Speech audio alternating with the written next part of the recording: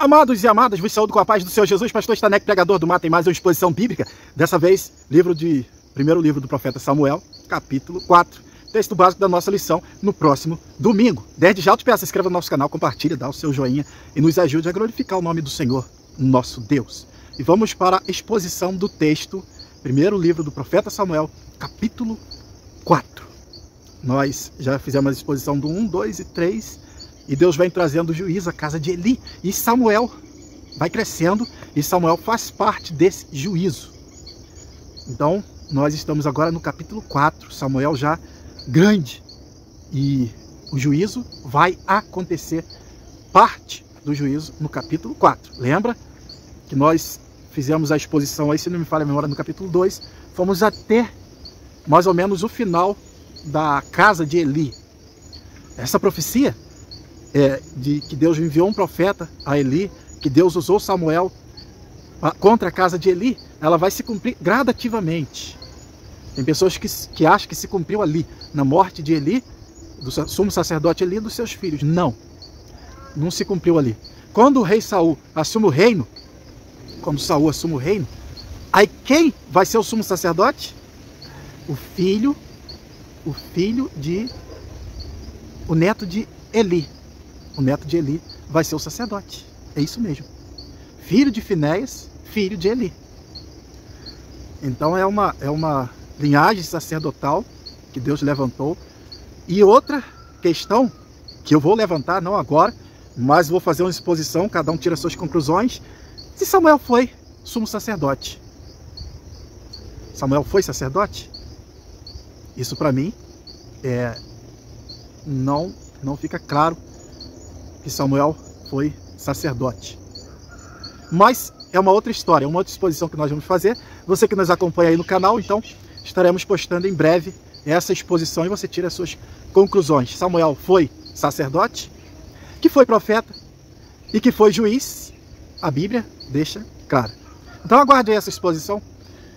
Então nós vamos no versículo 1 e 12 do capítulo 4, 1 e 2. A palavra do Senhor se espalhou por todo Israel. Que palavra é essa? Não sabemos. Será que foi a profecia? A palavra do Senhor não. A palavra de Samuel se espalhou por todo Israel. Será que foi a profecia contra a casa de Eli? Não sabemos. Que palavra foi essa? A Bíblia não esclarece, mas alguns dizem que foi a profecia contra a casa de Eli. Então não sabemos que palavra é essa. Samuel ainda não era líder, gente. Samuel ainda era servo de Eli. Ele não era líder. Eli, o sumo sacerdote Eli, era o juiz e era o sumo sacerdote. E governava junto com os seus dois filhos, Ofni e Finéias. Então Samuel aqui ainda não tem voz de líder. Qual será a palavra? Alguns dizem que foi essa profecia. O que Deus falou contra a casa de Eli, quando ele era garoto, em média de 12 anos, talvez. Bom, não sabemos que palavra é essa. Quando Samuel se pronuncia pela primeira vez como líder, aí vai estar no capítulo 7. Olha o que vai estar no capítulo 7. Então falou Samuel a toda a casa de Israel, dizendo: se com todo o vosso coração vós converterdes ao Senhor, tirade dentre vós os deuses estranhos, os astarotes, e preparai o vosso coração ao Senhor, servi a Ele, e só Ele, e Ele vos livrará da mão dos filisteus. Essa foi a primeira fala de Samuel como líder, depois daquela grande derrota que nós estamos estudando aqui. Então ele já entra colocando o povo para temer o Senhor. Então nós estamos vivendo aqui, nesse contexto, um povo idólatra, cheio de deuses, cheio de ídolos, um sacerdócio corrompido. Esse é o contexto dessa história que está narrada no capítulo 4 do livro 1 Samuel. Então, Samuel na primeira fala é isso. Tira os ídolos, se converte, serve a Deus e só ele. Mas aqui é Eli. Eli estava no governo. Eli era o líder. Samuel devia sofrer retaliações pelos seus filhos, pela banda podre ali do sacerdócio corrompido, que não quer a verdade, não quer a lei, não quer a justiça, porque já estão corrompidos. Então Samuel devia viver devia viver com retaliações, excluído. Enfim, nós temos lá o caso de Jefté. Tu não reinará conosco, tu não herdará conosco, tu é filho de outra mulher. Então os filhos de Eli certamente, vaza, Samuel, sai daqui, vai viver, vai caçar o seu rumo, aqui não é seu lugar. Não sei, eu tô especulando, fazendo especulações. No capítulo 7 vai nos trazer mais informações para nós entendermos o contexto atual desse texto. O capítulo 7 vai nos trazer mais informações. Olha só. Quais as informações que o capítulo 7 vai nos trazer? E a cidade que os filisteus tinham tomado. Olha só, Israel já estava em parte subjugado pelos filisteus. E a cidade que os filisteus tinham tomado foram-lhes restituídas desde Ecrón até Gate. E até os seus termos Israel arrebatou da mão dos filisteus e houve paz entre Israel e entre os amorreus. 1 Samuel 7,14. Então, nós estamos vivendo um Israel subjugado pelos filisteus. Em parte subjugado pelos filisteus, dominados pelos filisteus. É essa situação que nós estamos vivendo no capítulo 4. É importante trazer à tona essas informações. Então, amados, eles vão à guerra contra os filisteus. Eles estavam quebrados. Lá na frente nós vamos ver que os filisteus deixaram Israel quebrado em termos de material bélico, material de guerra. Israel estava quebrado. Mesmo assim, eles iam à guerra e teve uma baixa de 4.000 homens. 4.000 guerreiros são mortos. O que você faz, o que nós devemos fazer após perder uma batalha? Qual é a postura que nós devemos tomar? Agora nós temos exemplos, porque tudo que está escrito na Bíblia foram deixados para nós para exemplo, mas eles também tinham. Eu vou dar um exemplo aqui.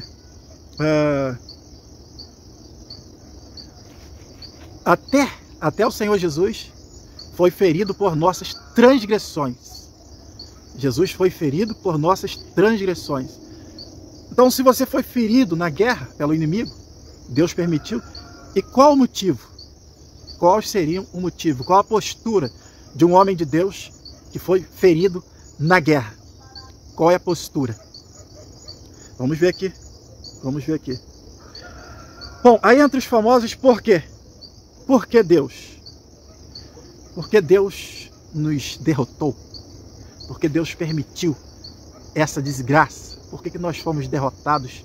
Por que o Senhor nos derrotou? Aí entra os porquês. Lamentações 3:39. De que se queixa, pois o homem vivente? Queixa-se cada um dos seus pecados. Tá aí. Se você está reclamando, se eu estou reclamando, é dos meus próprios, dos nossos próprios pecados, das nossas transgressões. Olha só o que está dizendo aqui. Esquadrinhamos os nossos caminhos. Experimentemo-los e voltemo-nos para o Senhor. Levantamos o coração juntamente com as mãos para Deus nos céus, dizendo: nós prevaricamos e fomos rebeldes, por isso tu não perdoaste. Está escrito aqui, em Lamentações, ainda em Lamentações. Amados, todo pecado tem uma justa retribuição. Vamos lá? Lembrando que nesse texto Deus está em juízo contra a casa de Eli e todo Israel que estava prevaricando, estava pecando. Como eu já disse aí no capítulo 7, Samuel vai expor as transgressões, os ídolos, as astarotes, enfim. Eles estavam em transgressão. Então todo pecado tem uma justa retribuição. Porque se a palavra falada pelos anjos permaneceu firme, e toda transgressão e desobediência recebeu a justa retribuição. Hebreus 2:2. Naum 1:3. O Senhor é tardio em irar-se, mas grande em poder, e ao culpado não terá por inocente. O Senhor tem seu caminho na tormenta e na tempestade, e as nuvens são o pó dos seus pés. Qual será a nossa postura diante de uma derrota? Reconhecer os nossos pecados, as nossas transgressões. Vamos ver aqui mais na frente posturas de homens de Deus. Olha só o que Deus diz aqui, ó. 2 Crônicas 7,14, o texto famoso, eu amo esse texto, você também deve amar. Se o meu povo, que se chama pelo meu nome, se humilhar e orar e buscar a minha face e se afastar dos seus maus caminhos, dos céus ouvirei, perdoarei o seu pecado e curarei a sua terra. Seria a postura deles. Perderam 4.000 homens. Se arrepender e se converter. Está escrito lá, arrependei-vos e convertei-vos, porque vindo é o juízo sobre os filhos da desobediência. Mas, vamos continuar aqui.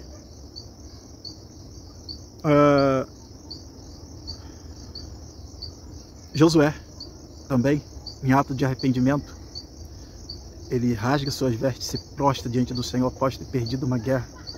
Reconhece.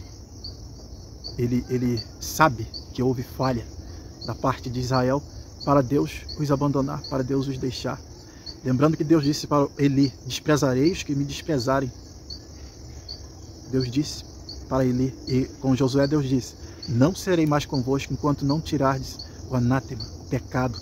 Anátema quer dizer maldito sem valor. E Deus disse, não irei mais convosco, vocês vão ir sozinhos. Josué se prostra e Deus dá as coordenadas para ele e eles vão vencer a guerra através do manto da humilhação, reconhecendo os seus pecados. É assim que a igreja deve proceder, não ir para a guerra, não tentar ir à guerra sem Deus. Será uma fatalidade, como vai acontecer aqui mais na frente. Versículo 3 ao 5. Versículo 3 ao 5. Eu penso que Eli, o sumo sacerdote, o juiz, nem foi consultado. Porque agora os anciões do povo, eles tomam a liderança. Após essa baixa, eles tomam a liderança. O sumo sacerdote velho já vivia sentado pelos cantos. Todos os textos que nós vamos ver, ele está sentado, gordo, porque ele comia a gordura dos sacrifícios, pecando contra o Senhor, sendo passivo com o pecado dos seus filhos, como nós falamos aí nas exposições passadas. Então os anciões, eles tomam a liderança, e eles tomam conselho, e o conselho deles é, vamos levar a arca para a guerra. Vamos levar a arca e vamos levar Deus na marra para a guerra. Isso eu estou sendo irônico. Amados, vamos ver talvez alguns textos na Bíblia, nas leis que eles podem ter pontuado para poder tomar essa decisão. As leis para a guerra, Deuteronômio 22 e 3. Quando chegar a hora da batalha, o sacerdote virá à frente e dirá ao exército, ouça Israel, hoje vocês vão lutar contra os seus inimigos. Não desanimem, nem tenham medo, não fiquem apavorados, nem se atemorizem por causa deles. Pois o Senhor, o seu Deus, os acompanhará e lutará por vocês contra os seus inimigos, para lhes dar a vitória. Era a lei da guerra, o sacerdote saía levando a arca e dava essa palavra de ânimo, de incentivo para o povo na época. Olha só o que diz aqui em Números 10, 35 e 36. Acontecia que, partindo a arca, Moisés dizia, levanta-te, ó Senhor, e dissipados sejam os teus inimigos, e fujam diante de ti os que te odeiam. E passando ela, dizia, volta, ou melhor, versículo 36, e pousando, parando a arca, né? E pousando ela dizia, volta ao Senhor, para os muitos milhares de Israel. Então eles devem ter ponderado isso aqui, mais coisas. Muito mais coisas. Agora, amados, uma coisa é Deus agir é a ação de Deus através da arca. Quando a glória de Deus está na arca, Deus age através da arca. Mas daqui para frente, Deus vai agir pela arca. Vai acontecer coisas, muitas mortes pela arca.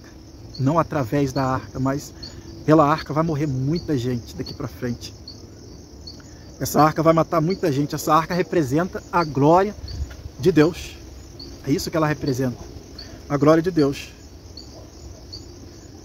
Olha uma aplicação para nós que Jesus vai dizer lá na frente. Porque é justamente como essa arca, quando a arca está sem a glória de Deus. Um homem sem a glória de Deus. Olha o que Jesus vai dizer lá para os mestres e os fariseus, que achavam que eram retentores, transmissores da glória de Deus.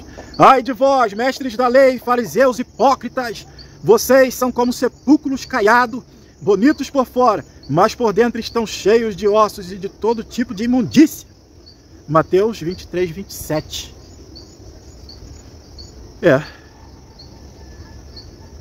Eles queriam levar Deus para a guerra, de qualquer jeito. E eles queriam levar Deus para a guerra, vamos levar a arca porque Deus vai junto. Deus vai junto. Ainda hoje tem gente que acha que Deus pode ser manipulado. E tem muitos objetos de adoração, dizendo Deus está aqui. Os falsos cristos, os falsos profetas. Objeto de adoração. Sepulcro caiado. O ser humano é fácil de ser manipulado. Mas todo pecado tem uma justa retribuição. Vai chegar a hora da guerra. Vamos ver. Vai chegar a hora dessa palha ser passada pelo fogo. Esse vaso, que se diz vaso, que deve ser todos nós, vaso para a glória de Deus, para a honra e a glória dele, para isso que ele nos criou, para a glória dele. Quer que comais, quer que bebais ou façais qualquer outra coisa que seja para a glória de Deus, vai ser passado pelo fogo. E a obra de palha, ela vai ser queimada, destruída.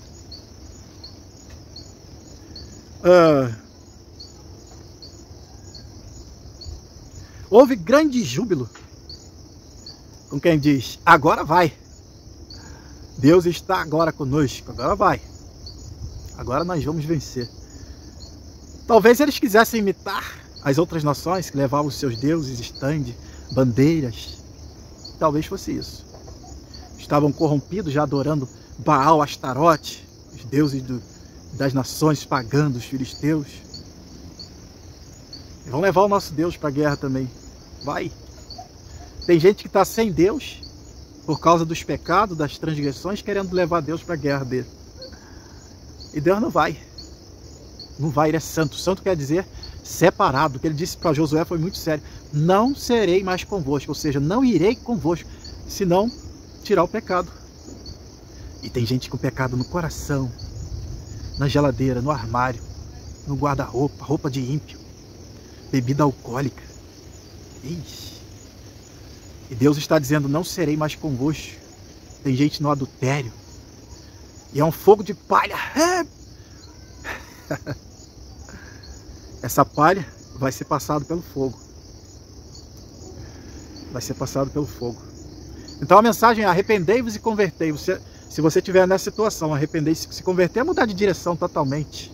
Literalmente, dar uma meia volta de 90 graus. E pegar a direção certa. Que é o caminho que tem a bússola, que é Jesus, nos guiando para a Canaã celestial. Não ameis o mundo, não vos amoldeis o mundo. É isso. Se alguém quiser vir após mim, negue-se, pois a si mesmo, toma cada dia a sua cruz e segue-me. É isso. Então cuidado. Cuidado que Deus pode não estar na sua guerra. Depende da santidade. Santidade. Sede santo, porque eu, Senhor, sou santo. Santificai-vos hoje, para que Deus faça maravilha no nosso meio. É esse Deus, amados, que nós estamos lidando. E eu não posso ser passivo, eu não posso ser mais um pregador. Eu tenho que fazer aplicações para mim e para você. Nós temos a crença de que nós somos justos. Nessas lições de Eli, está falando de juízo. Sabe o que é isso? É uma oportunidade que Deus está nos dando para nos arrepender e se converter dos nossos maus caminhos, das nossas transgressões. E nós já estamos vendo o juízo de Deus. Deus aplicando juízo. Coisas terríveis estão acontecendo, principalmente no mundo evangélico. Que Deus está conosco, Deus... E não está. Não está. Deus já mostrou que não está. Ele está longe dessa bagunça, desse oba-oba, desse mimimi, desse evangelho parcial, com o mundanismo, com a sensualidade, com o adultério, divórcio. Deus não está passivo com isso e nunca vai ficar. Com esse evangelho, outro evangelho que está sendo pregado aí, que o apóstolo Paulo diz, seja anátema, quer dizer, maldito, sem valor. Estamos vivendo, amados, paralelo a um evangelho sem valor. Estamos vivendo a era dos falsos cristos, falsos profetas, falsos doutores, homens amantes de si mesmos, orgulhosos, avarentos. É isso que nós estamos vivendo. E cabe a nós abrir os nossos olhos, porque essas lições Deus vai trazer juízo. É um aviso, se arrepende, se converte, para mim e para você. Sonda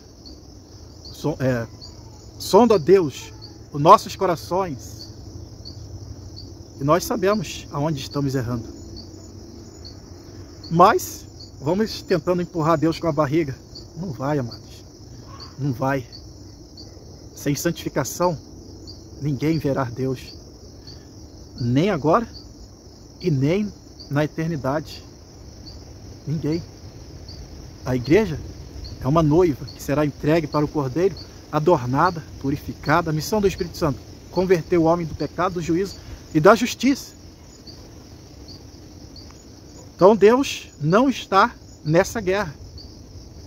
Aí tem a igreja, tem os objetos sagrados. Mas se não tiver a lei de Deus, que é a Bíblia, como a nossa regra de prática e fé, é a Constituição de Deus, não adianta. Deus não estará. Os filisteus se assustaram com os gritos. Agora a arca, os anciões deram ordem: tragam a arca. E Ofni e Finéias, eu não podia nem botar a mão. Mas a glória já não estava mais ali. E eles colocam a mão na arca, leva para a guerra. Deus permite eles levar, os filisteus tomar a arca posteriormente. E os gritos de júbilo, de alegria: agora Deus está conosco. É o mundo evangélico que nós estamos vivendo hoje. Está com a Bíblia na mão, Deus está contigo. Vai nessa. Vai nessa.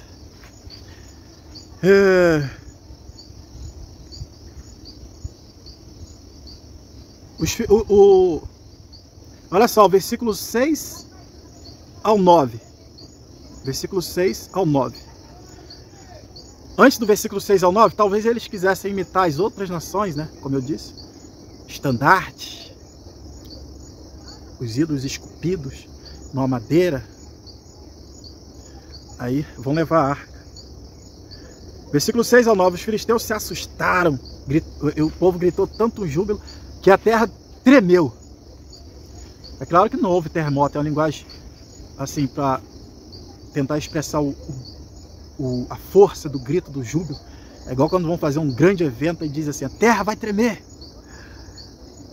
Enfim. Então os filisteus ficaram com medo. E agora? O que será de nós? Aí lembraram da trajetória do povo de Israel. Mas olha o que era para acontecer com os filisteus. O que era para acontecer na realidade. Foi o que não aconteceu. Enviarei diante de ti o meu terror e semearei pânico em todos os povos entre os quais chegares, porei todos os teus inimigos em fuga diante de ti. Vamos ver várias guerras, amados, o inimigo não podendo nem se mexer. Aterrorizado, o terror do Senhor foi diante do povo de Israel. E eles não podiam se mexer de medo. Eles estavam se borrando de medo. Tanto os comandantes, eles não tinham ação, a não ser esperar a espada, a derrota. Isso que era para acontecer. Ou não? Era isso. Os filisteus era para receber o terror, não dos gritos, mas do Senhor. Como fez em outras ocasiões, em outras nações, e daqui para frente vai acontecer. Mas, olha só, versículo 7 ao 11, o que vai acontecer aqui? Vamos ler, versículo 7 a 11. Os filisteus ficaram com medo e disseram: Deus chegou ao acampamento. E também disseram: ai de nós, pois algo assim nunca aconteceu antes. Versículo 8, ai de nós, quem nos salvará das mãos desse Deus majestoso? Até enaltece o Senhor. E esse é o Deus que golpeou o Egito com todo tipo de pragas no deserto. Aí, olha só, em vez de terror, deles recebeu o terror do Senhor? Não. Olha só a partir do versículo 9. Tenham coragem, sejam homens, ó filisteus, para que vocês não sirvam os hebreus, assim como eles serviram a vocês. E sejam homens e lute. Assim os filisteus lutaram e derrotaram os israelitas, que fugiram cada um para a sua tenda. A matança foi muito grande. Caíram 30.000 soldados de Israel. Versículo 11. Além disso, a arca de Deus foi tomada e Ofni e Finéias, os 2 filhos de Eli, morreram. Que coisa, né? Que coisa. E deles ficaram aterrorizados, eles se esforçaram, se encorajaram e foram para a guerra. Isso aí está bem explícito para nós em Deuteronômio 27, 28 ali. Castigo por desobediência, bênção e maldição. Está bem ali em Deuteronômio. Amados, pelo que eu já estudei na Bíblia, se não me falha a memória, essa aqui foi a maior baixa do exército de Israel. 30.000 homens. 30.000. Uma baixa bem considerada. Israel agora está sobre o domínio dos filisteus. Cada um volta para sua tenda, não tem o que fazer, foram derrotados. Caíram 30.000 soldados de Israel e a arca foi levada pelos filisteus. Foi embora. A arca foi tomada.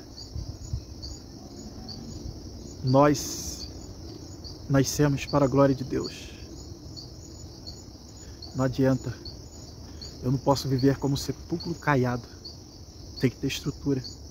Como Jesus diz, constrói sua casa na rocha. E a rocha é a palavra de Deus, que dá estrutura e estabilidade para o crente. De uma forma ou de outra, a obra vai ser passada pelo fogo. E se for de palha, vai se queimar. As máscaras vão cair. As máscaras sempre caíram e vão cair.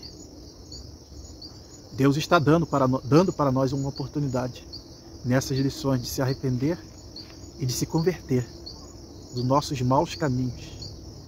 Talvez você pegou um atalho, um desvio. Deus está nos dando a oportunidade.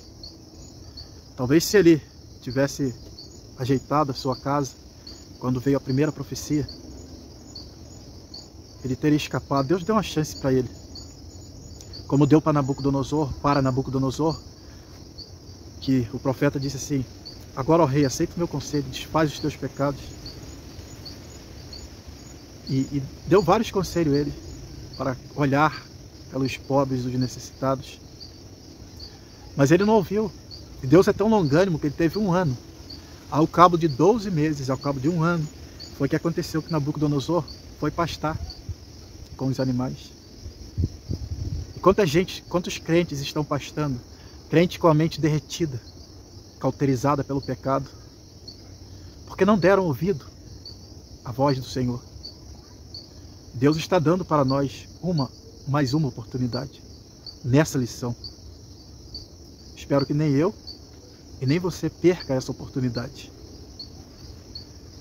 Um homem de Benjamim, versículo 12, um homem de Benjamim saiu correndo ao campo da batalha e chegou naquele dia a Siló, com roupas rasgadas e com terra sobre a cabeça. As roupas rasgadas e a terra sobre a cabeça dele devia estar cinza, de terra espalhada pelo rosto, pelo olho. Era um sinal. Derrota. Derrota. Nós precisamos nos ajoelhar diante de Deus, como Josué fez, para se levantar diante dos homens. Era um claro sinal de derrota. Talvez você já viu que Deus não está na sua guerra de ficar rico através de propinas. Você viu que Deus não está na sua guerra? Essa mulher que não é a sua, mas está insistindo. Na hora de você parar. Esse jovens em fornicação, lascívia, está na hora de parar, jogar terra sobre a cabeça, botar o rosto no pó, como fez Josué. Você já viu que você já começou a ser derrotado pelo inimigo que não te quer, nem eu nem você neste mundo. Ele veio para matar, roubar e destruir. É hora de parar. Então esse homem entra no acampamento, terra sobre a cabeça, roupa rasgada. Quem olhava para ele estava recebendo a notícia: fomos derrotados pelo inimigo. O inimigo venceu.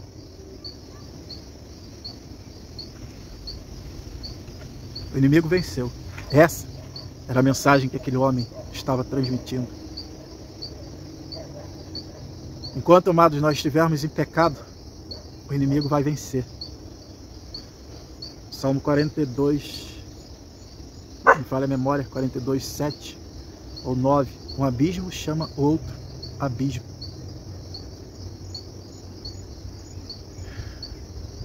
Esse homem chega no arraial e o sumo sacerdote ali está sentado, está tremendo de medo. Ele sabe que Deus vai trazer juízo, de 2 filhos vão morrer no mesmo dia. Mas o maior temor dele é a arca, é a glória de Deus ser tomada do povo de Israel. O maior medo dele é esse. E ele está temendo pela arca quando o homem chega e traz a notícia: seus filhos morreram, a arca foi tomada. E a Bíblia diz que ele cai e quebra o pescoço e morre. E depois entra a história. E ele ouviu o som do clamor e perguntou: que tumulto é esse? Então o homem correu para lhe dar a notícia. O homem, ao ver o homem, o pessoal já tumultuou. Ei, mulher perguntando: meu marido, você viu meu marido? Não sei o que. Enfim, tumultuou tudo. E ele já ceguinho: que tumulto é esse? O que aconteceu, meu filho? E o homem que trazia a notícia disse: Israel fugiu diante dos filisteus e o exército sofreu uma grande derrota. Além disso, seus filhos Ofni e Finés morreram e a arca do verdadeiro Deus foi tomada. O homem cai e quebra o pescoço e morre.